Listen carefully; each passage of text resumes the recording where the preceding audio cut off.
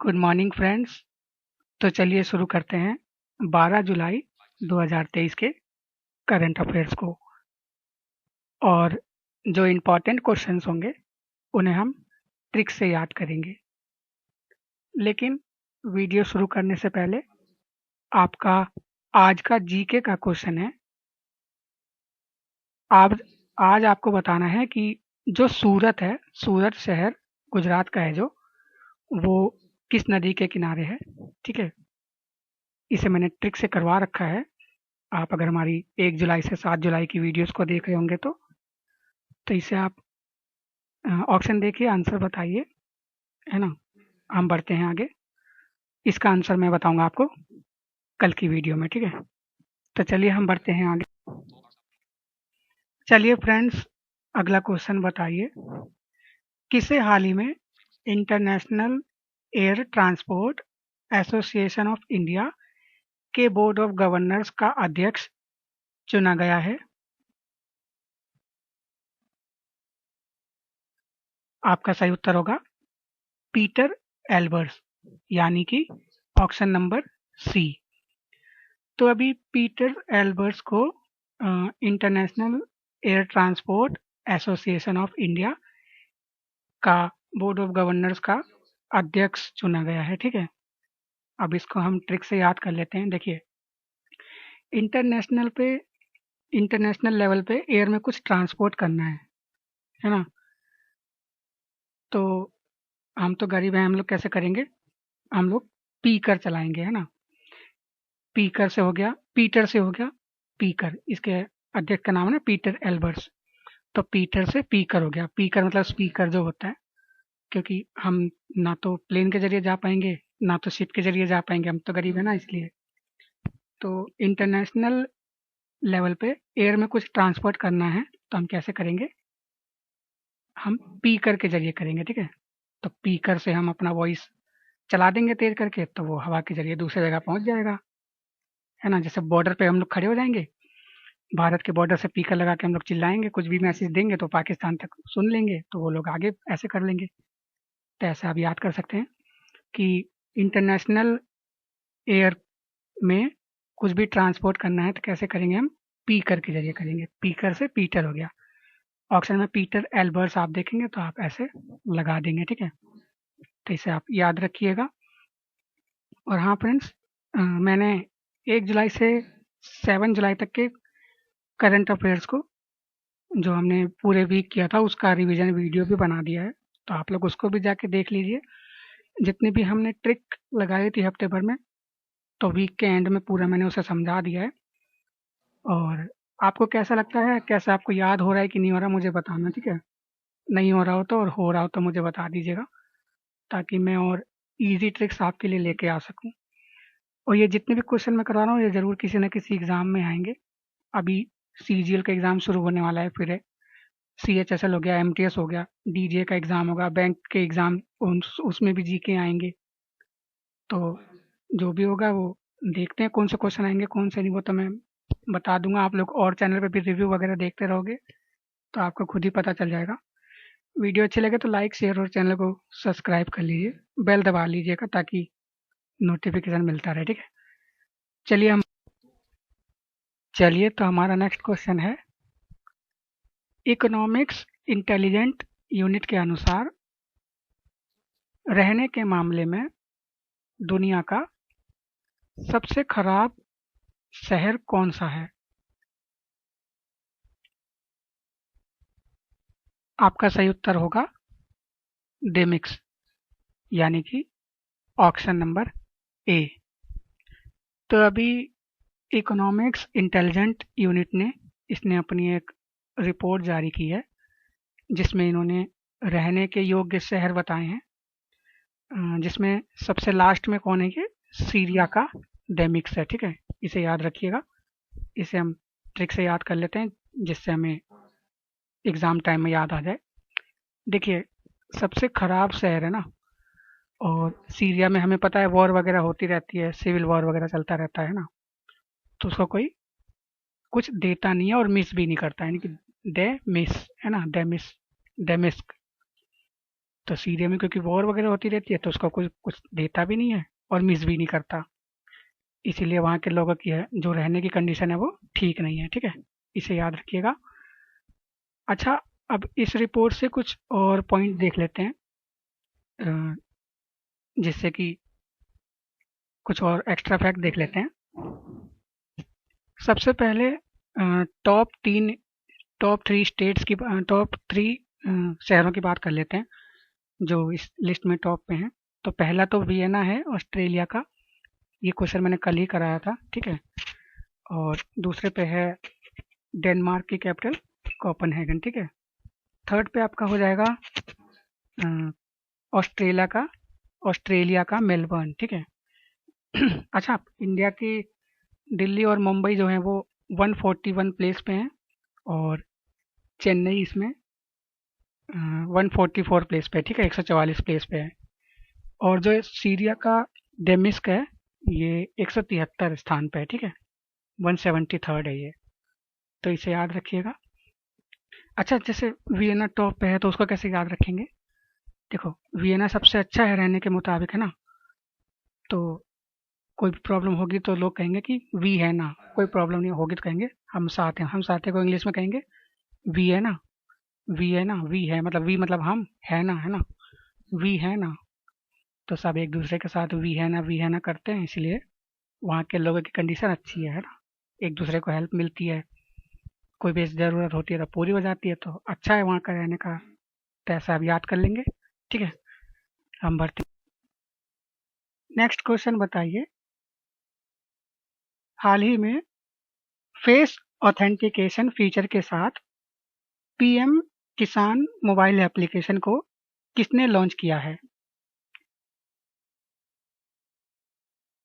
आपका सही उत्तर होगा नरेंद्र सिंह तोमर, यानी कि ऑप्शन नंबर बी। तो अभी नरेंद्र सिंह तोमर जो कि केंद्रीय कृषि मंत्री हैं, इन्होंने फेस ऑथेंटिकेशन फीचर के साथ ये पीएम किसान मोबाइल एप्लीकेशन को लॉन्च किया है। अब इन्होंने लॉन्च किया है तो इनको हम ट्रिक से याद कर लेते हैं। देखिए, किसान की बात आ रही है ना, किसान के लिए मोबाइल एप्लीकेशन लॉन्च किया है, तो किसान को मोबाइल से तो कोई मतलब नहीं है, तो वो बहुत हार्ड वर्क करता है ना, उसके बारे में कोई सोचता नहीं है। तो लोग क्या कहते हैं, तू मर, है ना, तू मर मर के फसल उगा और हमें सस्ते में बेच दे। तो किसान जो सस्ते में फसल उगाता है मर मर की और लोगों को बेच देता है, तो तोमर में तूमर आ रहा है ना। तो ऐसे ही आप ऑप्शन में जैसे तोमर देखोगे, नरेंद्र सिंह तोमर, आप पकड़ लेंगे, आप उसको लगा देंगे, है ना, सही हो जाएगा। किसान जो है मरता रहता है तो लोग कहते हैं तू मर, लेकिन हमें फसल उगा के देता रहे, है ना। तो ऐसे आप याद कर लेंगे। अच्छा, कृषि की बात है तो कुछ पॉइंट्स देख लेते हैं, कुछ रेवोल्यूशन देख लेते हैं जो एग्रीकल्चर की फील्ड में हुए हैं। जैसे कि ग्रीन रेवोल्यूशन तो आपको पता ही होगा, एम एस स्वामीनाथन, ये भारत में इनको जनक कहा जाता है। अच्छा, विश्व में पता है कौन है ग्रीन रेवोल्यूशन के जनक? तो वो हैं कौन? नॉर्मन बोरो, ठीक है, इनको याद रखिएगा। अच्छा, व्हाइट रेवोल्यूशन किससे संबंधित है? तो मिल्क से संबंधित है, और इसके फादर कौन है? वर्गीस कुरियन। ऐसे ही राउंड रेवोल्यूशन आपसे पूछ ले तो गोल क्रांति, तो गोल क्रांति है आलू से संबंधित, आलू गोल होता है ना, तो उसे याद रखिएगा। अच्छा, रेड क्रांति किससे संबंधित है? लाल क्रांति, रेड रेवोल्यूशन। तो रेड रेवोल्यूशन हो जाएगा, देखिए मीट में खून निकलता है और टमाटो में भी लाल लाल होता है, तो उससे आप पकड़ लेंगे मीट और टमाटो, ठीक है। ऐसे आपसे पूछे कि ब्लैक रेवोल्यूशन किससे संबंधित है, तो ब्लैक रंग का क्या होता है? ब्लैक रंग का होता है पेट्रोल, है ना, तो इससे आप याद रख लेंगे, पेट्रोलियम प्रोडक्ट जो होते हैं वो उससे संबंधित है ब्लैक रेवोल्यूशन। अच्छा, ऐसे अगर आपसे ब्लू रेवोल्यूशन पूछे तो हमने क्या पढ़ा है कि हमारी पृथ्वी ब्लू है, किस वजह से है? वो पानी की वजह से है, यानी कि ब्लू रेवोल्यूशन जो है वो पानी के लिए संबंधित है, जैसे कि फिशरीज हो गया और जो हो गया, है ना, और भी जो रिलेटेड हो गए तो उससे संबंधित है ब्लू रेवोल्यूशन। तो ऐसे आप कलर देख के आप करोगे ना याद, तो आपको जल्दी याद हो जाएगा, ठीक है। याद हुआ है कि नहीं आप मुझे बताइएगा, ठीक है। और हाँ फ्रेंड्स, वीडियो को प्लीज़ लाइक करके शेयर कर दीजिएगा, चैनल को सब्सक्राइब करके बेल दबा लीजिएगा, ठीक है। और ऐसे ही मैंने 1 जुलाई से 7 जुलाई तक के करंट अफेयर्स को करा दिया है, उसका रिवीजन भी करा दिया है। तो आप लोग रिवीजन वाली वीडियो को देखिए और हम लोग जो क्वेश्चन ट्रिक से लगा रहे हैं वो आपको याद हो रहे हैं कि नहीं मुझे बताइएगा, ठीक है। मुझे तो पूरे याद हो रहे हैं, आपको हो रहे हैं कि नहीं मुझे बताइएगा, ठीक है, ताकि हम उसको और जो उसमें चेंजेस करने हो कर पाएँ और आपको ईज़ी तरीके से बता पाएँ, ठीक है। तो चलिए आप इन्हें याद करिए, हम बढ़ते हैं। चलिए फ्रेंड्स, हमारा अगला क्वेश्चन बताइए। बताइए अभी भारतीय विशेष पहचान प्राधिकरण, इसे इंग्लिश में बोलेंगे unique identification authority of India यानी कि UIDAI, इसके CEO कौन बने हैं? आपका सही उत्तर होगा अमित अग्रवाल, यानी कि ऑप्शन नंबर बी। तो अभी अमित अग्रवाल इनको UIDAI यानी कि unique identification authority of India का CEO बनाया है। ये बहुत इंपॉर्टेंट क्वेश्चन है, तो इसको हम ट्रिक से याद करते हैं। देखिए, यूनिक आइडेंटिफिकेशन करना है तो यूनिक आइडेंटिफिकेशन कैसे करेंगे? कुछ ना कुछ उसकी पहचान होनी चाहिए, है ना, यूनिक पहचान होनी चाहिए। और यूनिक पहचान किसकी है? तो अग्रवाल। अग्रवाल आप जैसे ही सुनते हो ना तो आपके मन में क्या आता है? अग्रवाल स्वीट्स का नाम आता है ना। अग्रवाल स्वीट्स अग्रवाल स्वीट्स का नाम आता है। तो स्वीट्स कैसी होती हैं? मीठी होती हैं। तो मीठी से हो गया अमित, अमीठा, है ना। मीठा को थोड़ा करोगे तो अमित हो जाएगा। और अग्रवाल, अग्रवाल स्वीट है तो अग्रवाल से उनका सरनेम हो गया। तो अमित अग्रवाल, ऐसे आप याद कर लेंगे। जैसे ही आप देखोगे कि यूनिक आइडेंटिफिकेशन करना है यानी कि उसकी कोई पहचान होनी चाहिए, तो पहचान किसकी है? अग्रवाल स्वीट्स की है, क्योंकि वो मीठा अग्रवाल है इसीलिए, है ना। तो ऐसे आप याद कर लेंगे। अच्छा फ्रेंड्स, एक नितिन अग्रवाल भी है ऑप्शन में, ठीक है, तो उससे आप कंफ्यूज मत होइएगा। इसीलिए मैंने ट्रिक बनाया है कि जो अग्रवाल स्वीट्स है, तो स्वीट्स कैसी होती है? अग्रवाल की जितनी भी स्वीट्स होती है वो मीठी होती है। मीठी से अमीठा यानी कि मीठा होता है, यानी कि अमित, अमित ऐसे बन गया, है ना। तो आप इसको याद कर लीजिए और हम बीच बीच में रिवीजन करते रहेंगे तो पता चलता रहेगा, है ना, याद हो जाएगा हमें। चलिए हम बढ़ते हैं। चलिए तो नेक्स्ट क्वेश्चन बताइए। हाल ही में फ्रेंच ओपन 2023 में फीमेल सिंगल का टाइटल किसने जीता है? आपका सही उत्तर होगा ईगा स्वीटेक, यानी कि ऑप्शन नंबर ए। तो अभी ईगा स्वीटेक ने ये फ्रेंच ओपन 2023 का टाइटल जीत लिया है। और ये किस देश की हैं? तो ये पोलैंड की हैं, ठीक है। और किसको इन्होंने हराया है? तो चेक रिपब्लिक की कैरोलिना मुचवा को इन्होंने हराया है, ठीक है।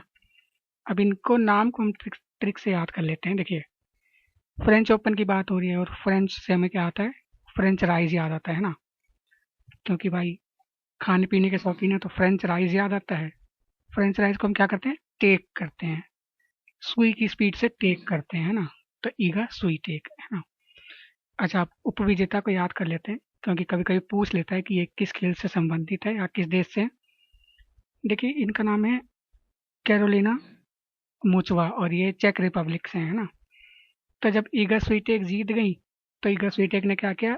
क्या चेक किया कि जो कैरोलिना थी वो रोने लग गई और मुंह छुपाने लग गई, है ना। तो कैरोलिना रोने लग गई तो कैरोलिना से हो गया कैरो, क्या रो रही है ना। और मुंह छुपा से बन गया मुंह छुपा रही थी। तो इसे भी आप ऐसे याद कर लेंगे कि ईगा स्वीटेक जो वो चेक करने लगी, क्या चेक कर रही थी? कि जो कैरो थी वो रोने लगी और मुंह छुपाने लगी, है ना। तो उन्होंने कहा कोई बात नहीं है, तो खेल है, इसमें होता रहता है। अच्छा, ऐसे ही ऑस्ट्रेलियन ओपन 2023 जो हुआ था उसका मेल टाइटल किसने जीता था? मेल सिंगल का टाइटल तो वो जीता था नोवाक जोकोविच ने, ठीक है। और जो फीमेल का टाइटल जीता था वो किसने जीता था? वो जीता था कैरोलिना सबालेंका ने, है ना। तो इसे भी याद रखिएगा। सबालेंका नाम है, कैरोलिना नहीं है, ठीक है। तो इसे आप याद रखिएगा। और अभी जो फ्रेंच ओपन हुआ है उसमें मेल सिंगल का टाइटल जीता है नोवाक जोकोविच ने। और इन्होंने किसको हराया है? तो इन्होंने कैस्पर रूड को हराया है, ठीक है। अब इसको भी याद कर लो। देखो, जब नोवाक जोकोविच जीत गए तो उन्होंने कैस्पर रूड को देखा तो देख के कहा कि कैसे पढ़ के रूठ रहा है ना। क्योंकि जो हार जाता है वो रूठता है, तो कैसे पढ़ के रूठ रहा है।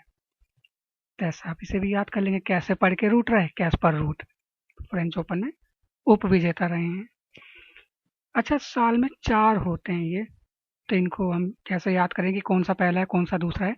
क्योंकि ऐसे क्वेश्चन रीजनिंग में पूछ लेता है वो, जीके में तो नहीं पूछता। जीके में बहुत कम पूछता है, लेकिन रीजनिंग में पूछ लेता है कि arrange the following in the ascending और डिसेंडिंग करके पूछ लेता है। तो इसको याद कर लेते हैं। देखिए, अल्फाबेटिकल ऑर्डर में इन सब में, यानी कि ऑस्ट्रेलियन में, फ्रेंच में, विंबलडन में और यूएसए में पहला कौन आता है? तो पहला आता है ए आएगा, है ना। तो ए से बन गया ऑस्ट्रेलियन। अब ए के बाद क्या आता है? एफ आता है, यानी कि फ्रेंच हो गया। तो ये दूसरे नंबर का हो गया। ऑस्ट्रेलियन पहला हो गया, फ्रेंच दूसरा हो गया। अच्छा, तीसरा जो होता है अल्फाबेटिकल ऑर्डर में वो यू आता है। लेकिन कहानी ये है कि यू नहीं, पहले होता है विंबलडन ओपन। चौथे नंबर का होता है यूएस ओपन, ठीक है। तो इसे आप याद रखिएगा। और आप मुझे बताइए कि भारत से कोई खिलाड़ी जो इसको खेल को खेलते हैं, आपको याद हो तो बताना, ठीक है। तो चलिए हम बढ़ते हैं आगे। तो चलिए फ्रेंड्स, आज के लिए सिर्फ इतना ही। अब हम कल का अपना जीके का क्वेश्चन डिस्कस कर लेते हैं। उसके बाद सेशन को लाइक शेयर और सब्सक्राइब करके आप एंड कर दीजिएगा, ठीक है। तो कल का मैंने जीके का क्वेश्चन पूछा था कि आपको बताना था कि एशिया का सबसे बड़ा देश कौन सा है, ठीक है। तो इसका सही उत्तर होगा चाइना। अब कई लोग बोलेंगे कि चाइना नहीं, रसिया है सबसे बड़ा। तो देखिए, रसिया का जो कुछ पार्ट है ना, वो यूरोप में आ जाता है, ठीक है। आधा रसिया एशिया में है, आधा यूरोप में है। तो इसलिए हम उसे ये नहीं कह सकते कि पूरा देश वो एशिया में है, ठीक है। और जो चाइना है वो पूरा एशिया में आता है। तो हमारा आंसर इसीलिए चाइना हो जाएगा, ठीक है। तो ये ऐसे क्वेश्चंस एग्जाम में पूछता है और ऐसे ही कंफ्यूजन हो जाती है हमें और आंसर हमारे गलत हो जाते हैं, 1 नंबर हमारा कट जाता है। अब तो वैसे भी एमटीएस 3 मार्क्स का एक क्वेश्चन हो गया, तो इसीलिए आप इन क्वेश्चंस को ध्यान से लगाइए। रसिया जो है वो पूरा एशिया में नहीं आता है, उसका आधा पार्ट एशिया में है, आधा यूरोप में है, ठीक है। और जो चाइना है वो पूरा का पूरा एशिया में ही आता है। और ऑप्शन देखिए, जैसे कि टर्की हो गया, तो उसका भी कुछ पार्ट यूरोप में है ना, एशिया में है।